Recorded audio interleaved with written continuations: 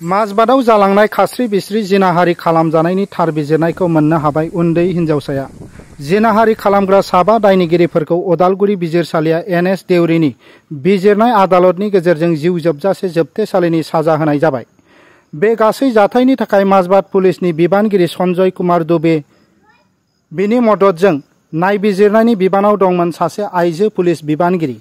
उदालगुरिनि डीएसपी फुलकन नार्जारिनि दैदेननायाव बे गासै नायबिजिरनायनि खामानिखौ मावनाय जादोंमोन। बे नायबिजिरनायखौ दान मोनथामनि गेजेरावनो जोबोद गोख्रोङै हाबा मावनानै आबुं खालामनानै चार्जशीटफोरखौ जमा होजोबदोंमोन डीएसपी फुलकन नार्जारिया, जायनि थाखाय जोबोद खम समनि गेजेरावनो थार बिजिरनायखौ मोननो हायो। हादर नाङै दुंहाव खालामनाय माजबादनि बै खास्रि बिस्रि हानजा जिनाहारि खालामनाय जाथाया।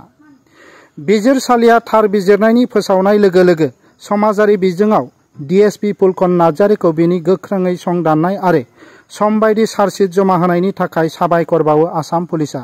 फारसेथिं माजबाद हालामनि गुबुन गुबुन माहारियारि आफादफोरजों लोगोसे गरखा फरायसा आफादा आसाम पुलिसखौ साबायखर बावो। माजबादनिफ्राय जतिन नाथनि रिपर्ट एनबिटि लाइभ।